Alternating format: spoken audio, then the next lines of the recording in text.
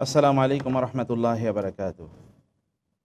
ইন্নাল হামদুলিল্লাহ ওয়াস সালাতু ওয়াস সালামু আলা রাসূলিল্লাহ ওয়া আলা আলিহি ওয়া সাহবিহি ওয়া মাওয়ালা, আম্মা বা'দু, ফাআউযু বিল্লাহি মিনাশ শাইতানির রাজীম। বিসমিল্লাহির রহমানির রহিম।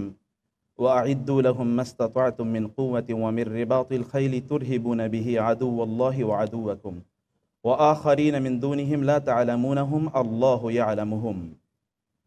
আল্লাহ সুবহানাহু ওয়া তাআলা শুকর আদায় করছি, তিনি অত্যন্ত গুরুত্বপূর্ণ এই জাতীয় সেমিনারে আমাদেরকে অংশগ্রহণের তৌফিক দান করেছেন।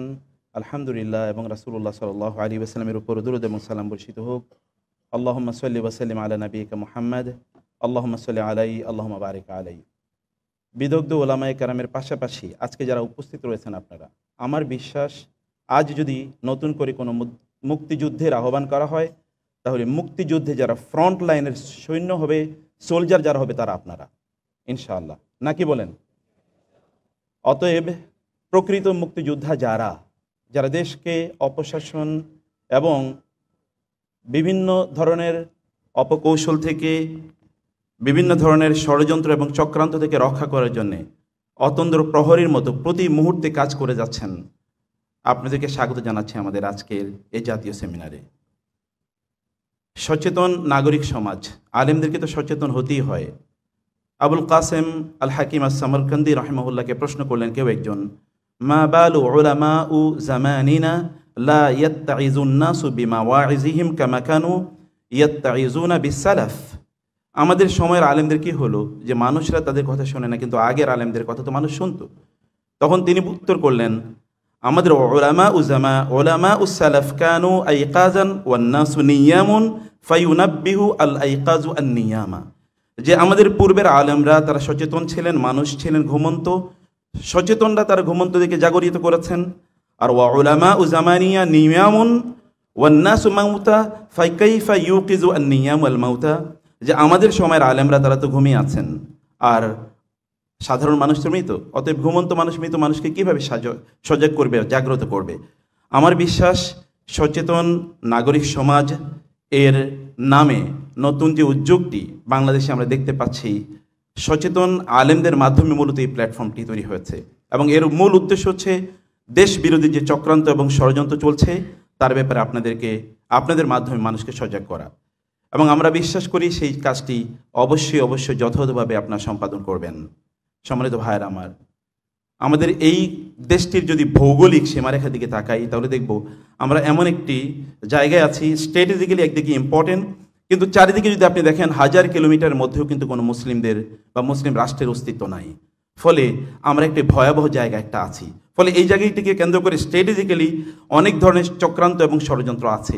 সেই ষড়যন্ত্রগুলো 1500 বছর আগে কোরআন যেভাবে চিত্রিত করেছে, আমাদের নবী, প্রিয় নবী মুহাম্মদ রাসূলুল্লাহ সাল্লাল্লাহু আলাইহি ওয়াসাল্লাম যেভাবে ফেস করেছেন, ঠিক এক্স্যাক্টলি একই চক্রান্ত এবং ষড়যন্ত্র আমাদেরকে কেন্দ্র করে বুনিত হয়েছে।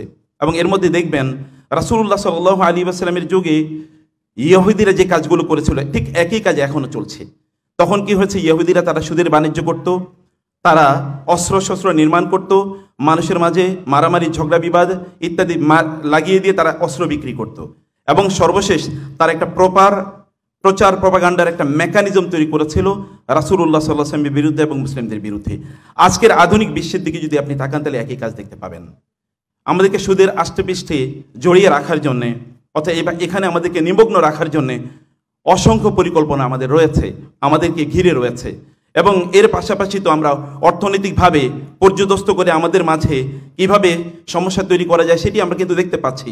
আর তার পাশাপাশি আমাদের বিরুদ্ধে রয়েছে গোটা পৃথিবীর সকল প্রচার এবং প্রপাগান্ডা যে মাধ্যমগুলো রয়েছে, এগুলো সব কিছু, এগুলো তৎকালীন রাসূলের যুগে যেভাবে ব্যবহার করা হয়েছে এখন সেভাবে ব্যবহার করা হচ্ছে।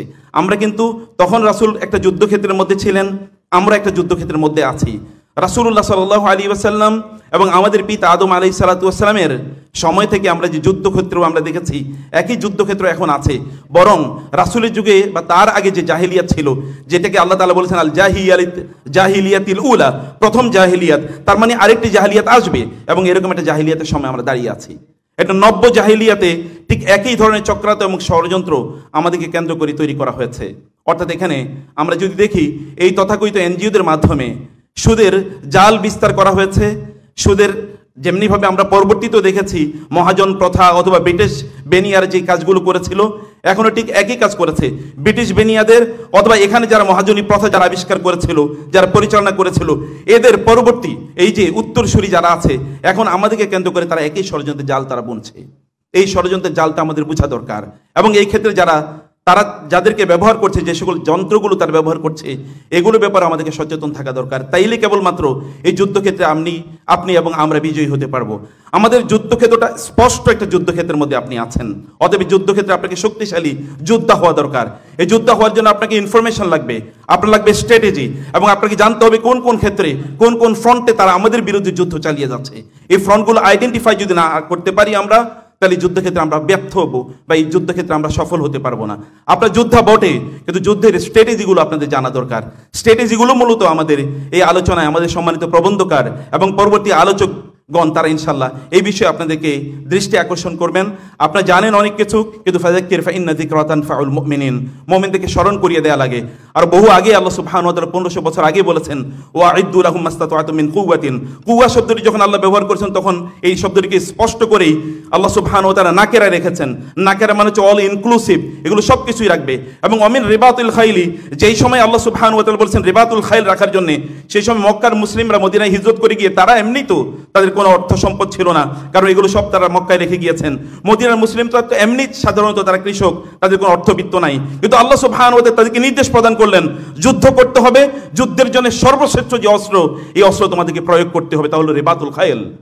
খায়েল তো কেনার মতো সামর্থ্য তাদের নাই, বদরের যুদ্ধে মাত্র 2টো খায়েল আছে তাদের, অন্য সময় তাদের কেনারই সামর্থ্য নাই। অতএব আপনাকে সেই প্রিপারেশন বা প্রস্তুতি আপনাকে রাখতে হবে। যুদ্ধে বিজয়ী হওয়ার জন্য যে স্ট্র্যাটেজি আপনাকে নেওয়া দরকার, সেটি আপনাকে নিতে হবে, সেটি আপনাকে জানতে হবে। সেই বিষয়টি কি? আমাদের যুদ্ধে দুটো শত্রু আছে। একটি তো অপ্রকাশ্য শত্রু, অশরীরী শত্রু, সেটা কি শয়তান। আদম আলাইহিসসালাতু ওয়াসসালামের সময় থেকেই সেই যুদ্ধ শুরু হয়েছে দেখছি আমরা। কিন্তু এরপরে আমাদের প্রকাশ্য কিছু শত্রু আছে। এই শত্রুরা তৎকালীন রাসূলের যুগে যা করেছিল, এখনো কিন্তু তারা তাই করছে। সেই একই শত্রুরা বিভিন্ন ছত্রছায়ায়, আপনি যদি আজকের ট্রান্সজেন্ডার ইস্যু দেখেন অথবা অন্যান্য যে সকল ইস্যু দেখেন, এগুলো কিন্তু সেই ইহুদিদেরই প্রোডাক্ট। এবং কোরআনে আল্লাহ সুবহানাহু ওয়া তাআলা বনী ইসরাইল বা ইহুদিদের কথা এত বেশি এই জন্য বলেছেন যেন তাদের মতো আমরা না হই, অথবা তারা মুসলিমদের বিরুদ্ধে যে শত্রুতা করেছে, যে চক্রান্ত করেছে, সেটা যেন আমরা বুঝতে পারি। আল্লাহ সুবহানাহু ওয়া তাআলা বলেছেন, ওয়ালা তাজিদান্না আশাদ্দান নাসি আদাওয়াতাল লিল্লাযিনা আমানুল ইয়াহুদা ওয়াল্লাযিনা আশরাকু। সত্যিকার অর্থে ঈমানদারদের সবচেয়ে বড় শত্রু হচ্ছে যেই সকল ব্যক্তিরা পিওর মুশরিক, অর্থাৎ যারা সত্যিকার অর্থে মূর্তি পূজা করে, যারা সত্যিকার অর্থে শিরকের মধ্যে নিমজ্জিত, তারা এবং ইহুদিরা। আল্লাহ তাআলা বলেছেন, 1 নম্বর ইহুদিদের কথা আল্লাহ তাআলা বলেছেন। আধুনিক যদি আপনি দেখেন, এই এনজিওদের মাধ্যমে কেবলমাত্র সুদের আষ্টেপৃষ্ঠেই আমাদেরকে জড়িয়ে রাখা হয় নাই, আমাদেরকে তথাকথিত আমাদের যে শিক্ষা সিলেবাসকে পরিবর্তন করে এমন একটি জায়গায় নিয়ে আসা হচ্ছে এই এনজিওদের প্রেসক্রিপশন অনুসারে, যে শিক্ষা সিলেবাসে ট্রান্সজেন্ডার এবং এটাও জর্জ শরন এবং এই জাতীয় ইহুদিদের প্রোডাক্ট, এগুলো করে তারা আমাদের দিন থেকে বিচ্যুত করতে চায় এবং আমাদের দেশ তারা ছিনিয়ে নিতে চায় আমাদের কাছ থেকে। প্রিয় ভাইরা, সেই বিষয়গুলো আপনাদেরকে আজকে আলোচনায় নিয়ে আসা হবে। আমাদের সম্মানিত প্রবন্ধকার তার বিস্তারিত আলোচনায় তিনি এই বিষয়গুলো নিয়ে আসবেন। আমি এই জন্যে সম্মানিত প্রবন্ধকারকে এখন আসতে অনুরোধ করব। এই সময়ের সবচেয়ে বিদগ্ধ আলেমে দ্বীন, আমাদের সকলেরই মাথার তাজ, বিশিষ্ট লেখক, গবেষক এবং বিদগ্ধ আলেমে দ্বীন জনাব ডক্টর আফম খালেদ হোসাইন হাফিজাহুল্লাহকে সম্মানিত ওস্তাদ তিনি আসবেন, তার প্রবন্ধ উপস্থাপন করবেন। আপনি জিনিসগুলো বুঝবেন এবং এখান থেকে যখন যাবেন আপনারা, তখন যেন আপনারা সত্যিকার অর্থে অস্ত্রে সমজ্জিত, যেই অস্ত্র আমাদের দরকার, ইনফরমেশনের অস্ত্র, নলেজের অস্ত্র, প্রস্তুতির অস্ত্র, এটি নিয়ে যেন আপনারা প্রস্তুতি থাকতে পারেন। যুদ্ধক্ষেত্র সামনে, সেখানে আপনাদেরকে যুদ্ধ করতেই হবে। আল্লাহ সুবহানাহু ওয়া তাআলা আমাদেরকে সত্যিকার যোদ্ধা হিসাবে রিবাতুল খাইলের সেই প্রস্তুতি নেওয়ার তৌফিক দান করুন। আল্লাহুম্মা আমিন। ওয়াসসালামু আলাইকুম ওয়া রাহমাতুল্লাহি ওয়া বারাকাতুহু।